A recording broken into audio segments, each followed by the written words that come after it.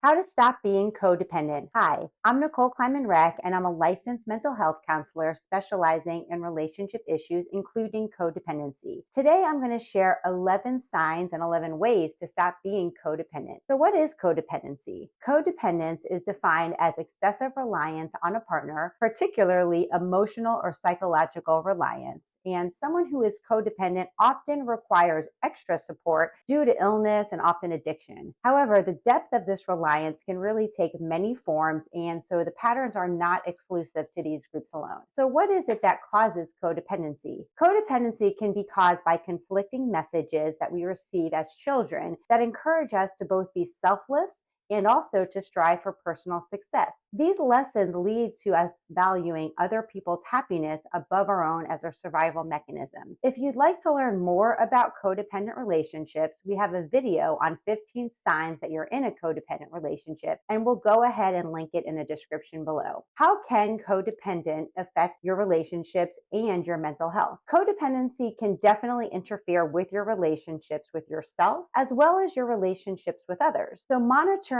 other people's moods and well being can definitely be physically exhausting, particularly when you're trying to translate information based on something that is unspoken. When you are driven by codependency, obsessing over small cues like size or changes in tone can occupy a lot of your own personal energy. So, codependency can also affect your mental health in the following ways: it can interfere with happiness and self esteem, it damages relationships and friendships, it can cause significant miscommunication, can cause you to feel misunderstood, unappreciated, unseen, and unloved, and it can also lead to poor overall self care. People who are codependent believe their moods depend on someone else's mood, and it often involves people pleasing as well as peacekeeping. Tendencies are often seen in codependent personalities, but this is often also followed by resentment when outcomes just don't go as planned. Fortunately, there are definitely ways to shift away from codependent behaviors, so I'm going to share 11 tips on how to overcome codependency. Number one is to talk to a therapist. When persistent thoughts, feelings, and behaviors cause you a lot of personal distress, letting go of these ongoing challenges in your relationship is important. So seek the support of a mental health professional because people with codependency often have a hard time asking for help. So just remember that you do not have to wait for the problem to worsen before deciding to take action. Number two is to join an online support community like a 12-step group. These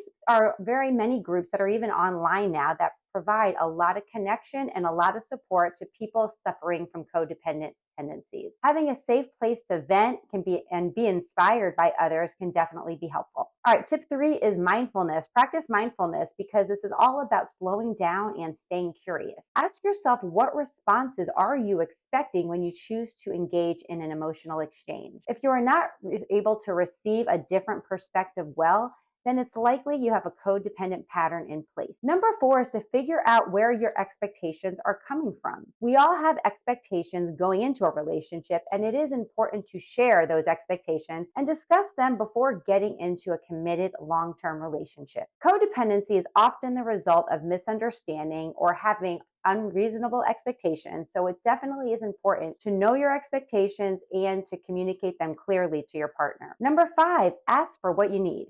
Remember, nobody out there is a mind reader, which is why it is essential to clearly ask for what you need. This can be uncomfortable, especially if you're not used to it, so starting small and with simple requests can be helpful. Tip number six is to check in with yourself. Are you running on empty? If you keep giving away your energy, you'll have nothing left for yourself. So remember, you are in charge of your own self care, and self care is not selfish. Number seven is to get curious about the other person. I love the saying to get curious, not furious. And while I did not coin the saying, I know the advantages are great for being genuinely curious about someone else. So if you ask about a question from a place of interest and concern with the goal of better understanding a different perspective, you're going to be well on your way to working through codependent patterns. Tip number eight is to take a time out and communicate this when you need the space. Stepping away from a situation so you can step into your own internal world is always a good thing when you're feeling overwhelmed. So it's just as important to take a step back